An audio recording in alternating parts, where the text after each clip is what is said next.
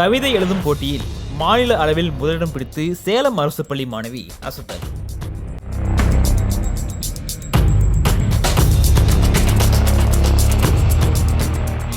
பள்ளி என்பதொரு கோவில், அதை பற்றி கூற வார்த்தை இல்லை என் நாவில். அவை கற்கண்டாய் இனிக்கின்ற வெள்ளம், அதுவே உலகத் தலைவர்களின் இல்லம். பள்ளி ஒரு நீர் தேக்கம், அதில் நீந்துவது என் பாக்கியம். பள்ளி ஒரு நீரூற்று, அதுதான் என்னை வாழ வைக்கும் மூச்சு காற்று. நான் பள்ளி செல்ல அவசியமில்லை காரணம், ஏனெனில் அவைதான் என் வாழ்வை அலங்கரிக்கும் தோரணம். பள்ளி கல்வித்துறை சார்பில் ஆண்டுதோறும் பேச்சு போட்டி, கட்டுரை போட்டி மற்றும் கவிதை போட்டிகள் நடத்தப்படுகின்றன. இந்த போட்டிகள் மாணவர்களின் பேச்சாற்றல், எழுத்தாற்றல் மற்றும் படைப்பாற்றலை வளர்க்கும் நோக்கில் நடத்தப்படுகின்றன. இவை தமிழ் வளர்ச்சி துறையின் கீழ் நடத்தப்பட்டு மாணவர்களுக்கு பரிசுகளும் பாராட்டு சான்றிதழ்களும் வழங்கப்படுகின்றன. அண்மையில் தமிழ்நாடு பள்ளி கல்வித்துறை சார்பில் மாநில அளவிலான இலக்கிய மன்ற கவிதை எழுதுதல் போட்டி கோவையில் நடைபெற்றது. இதில் சேலம் மாவட்டம் எடப்பாடி அரசு மகளிர் மேல்நிலைப் பள்ளியில் 7ஆம் வகுப்பு பயிலும் மாணவி லாவண்யா 6 மற்றும் 7ஆம் வகுப்பு மாணவர்களுக்கான கவிதை எழுதும் போட்டியில் பங்கு பெற்று மாநில அளவில் முதலிடம் வென்றுள்ளார். இது இவரது பள்ளிக்கும் பெற்றோருக்கும் பெருமை சேர்க்கும் விதமாக அமைந்துள்ளது. அனைவருக்கும் வணக்கம். நான் சேலம் மாவட்டம் எடப்பாடி. நான் அரசு மகளிர் மேல்நிலைப் பள்ளி எடப்பாடியில் 7ஆம் வகுப்பு டி பிரிவு படிக்கிறேன். என் பேர் சா லாவண்யா. பள்ளி கல்வித்துறை சார்பில் தமிழ்நாடு லெவலில் கோயம்புத்தூர் நடைபெற்ற இலக்கிய மன்ற போட்டிகளில் நான் கவிதை போட்டியில் கலந்துக்கிட்டு அதில் ஃபஸ்ட் ப்ரைஸ் எடுத்திருக்கிறது எனக்கு ரொம்ப பெருமையாகவும் மகிழ்ச்சியாகவும் இருக்குது. நான் ஃபஸ்ட்டு ஸ்கூல் லெவலில் வின் பண்ணேன், அடுத்து வட்டார லெவலில் வின் பண்ணேன், அடுத்து மாவட்ட லெவலில் வின் பண்ணேன். இப்போ நான் மாநில லெவல்லையே ஃபஸ்ட் ப்ரைஸ் எடுத்திருக்கிறதுக்கு எனக்கு ரொம்ப ரொம்ப சந்தோஷமாக இருக்குது.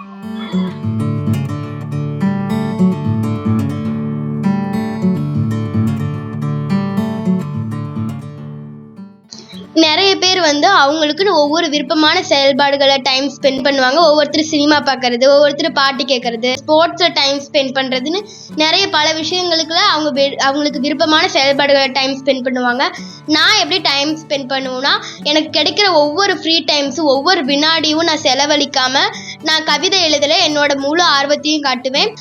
பொதுவாக எல்லாத்துக்குமே அவ்வளோ ஈஸியாக இயல்பாக கவிதை வந்துடாது. அது ஒவ்வொருத்தருக்கு தான் வரும். அதுவும் இல்லாமல் அது எழுதுறது எதுகை, மோனை, இயைபு ஆகிய 3மே அந்த ஒரு கவிதையில் இருக்கணும். அதில் முக்கியமான ஒன்று, அது நம்ம வாழ்வியல் செயல்பாட்டோட பொருள் கொண்டதாக இருக்கணும். அது ஒரு நல்ல கருத்தை உணர்த்தக்கூடியதாக இருக்கணும். ஒரு ரைமிங் வேர்ட்ஸாக ஒரு அழகான ஒரு கவிதையாக எழுதியிருக்கணும். அப்படிப்பட்ட ஒரு கவிதையை தான் நான் எழுதினேன். அதனால தான் நான் இப்போ மாநில லெவலில் செலக்ட் ஆகிருக்கேன். நான் எல்லா குழந்தைய போல தான் நானும் 6th வரைக்கும் ரொம்பவே ஜாலியான பர்சனாக தான் இருந்தேன். எந்த போட்டியிலையும் நான் கலந்துக்க மாட்டேன். நான் ஒரு ஜாலியான பர்சனாக தான் இருந்தேன் எல்லா குழந்தைகளை போலவே. நான் 7th ஒட்டி நிறைய போட்டிகளை பார்ட்டிசிபேட் பண்ண ஆரம்பித்தேன். நான் ஃபஸ்ட்டு பார்ட்டிசிபேட் பண்ணுறது இப்போ இந்த கவிதை போட்டி தான்.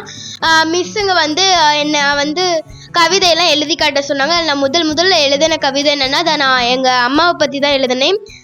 வானில் திரியும் விண்மீன் போல நம்மை சுமக்கும் இவ்வுலகை போல, ஒளி வீசும் நிலவை போல இவ்வுலகில் என்னை படைத்தாய். இறகில்லாமல் பறவை பறந்ததுண்டா, வேறில்லாமல் செடிகள் வளர்ந்ததுண்டா, நீ இல்லாமல் இவ்வுலகில் நானுண்டா.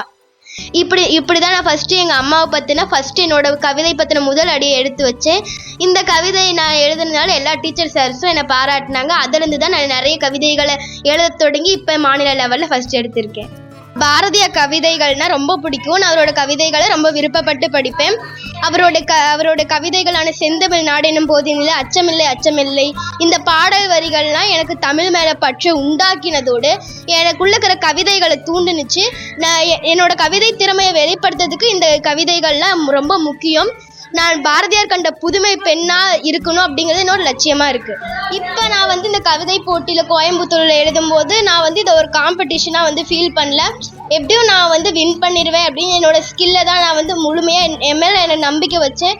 நான் என்னோட திறமையை வெளிக்காட்டுற இடமா தான் அந்த இடத்த பார்த்துக்கிட்டேன். நான் அவ்வளோ ஃபியராக நர்வஸாலாம் கிடையாது. நான் ரொம்பவே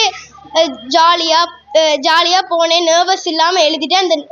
நான் என்னோட என் மேல் ரொம்ப நம்பிக்கை வச்சுருந்தேன். அந்த நம்பிக்கையால் தான் நான் ஸ்டேட் லெவலில் ஃபஸ்ட் எடுத்திருக்கேன். எனக்கு நல்லா கவிதை வரும் அப்படிங்கிற என்னோட திறமையை எங்களோட தமிழ் மிஸ்ஸான காந்திமதி மிஸ்ஸை தூண்டினாங்க.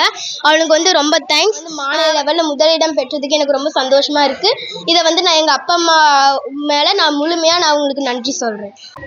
இப்போ நான் மாநில லெவலில் தமிழ்நாடு லெவலில் பள்ளி கல்வித்துறை சார்பில் நடந்த இந்த இலக்கிய மன்ற போட்டியில் ஃபஸ்ட் ப்ரைஸ் எடுத்து அடுத்து சிஎம் சார் கையால் ட்ராஃபி வாங்க போகிறேங்கிறது எனக்கு ரொம்ப சந்தோஷமாக இருக்குது. நான் வந்து சிஎம் சாரை டிவிலேயோ நியூஸ் பேப்பர்லேயோ பார்த்துருக்கேனே தவிர நேரில் பார்த்ததில்ல. இப்போ அவர் வந்து நான் நேரில் பார்க்க போகிறேன். அவர் கையால் நான் வந்து நான் அவர் கூட ஃபோட்டோ எடுத்துக்க போகிறேன். அவர் கூட ட்ராஃபி வாங்க போகிறேங்கிறது எனக்கு ரொம்ப ரொம்ப மகிழ்ச்சியாக இருக்குது. எனக்கு ஒரு புதிய எக்ஸ்பீரியன்ஸாக இருக்குது. இப்போ வந்து கவிதை எழுதுறது வந்து எனக்கு ரொம்ப பிடிச்சிருக்கு.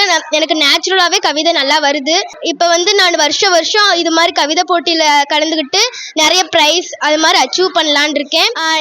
எங்கள் ஃபேமிலி வந்து ரொம்ப புவர் ஃபேமிலி தான். எங்கள் அப்பா வந்து கூலி வேலைக்கு தான் போகிறாரு. எங்கள் மம்மி எந்த வேலைக்கும் போகிறதில்ல. 2 பேருமே படித்தவங்க கிடையாது. வந்து நாங்கள் ரொம்ப புவர் ஃபேமிலி தான். நான் இது மாதிரி நிறைய அச்சீவ் பண்ணி நம்மளோட தமிழ்நாட்டுக்கு பெருமை வாங்கி தரத்துக்கு தமிழக அரசு ஏதோ ஒரு உதவி செஞ்சால் நல்லாயிருக்கும். நியூஸ் 18 உள்ளூர் செய்திகளுக்காக சேலம் மாவட்டத்திலிருந்து சீனிவாசன்.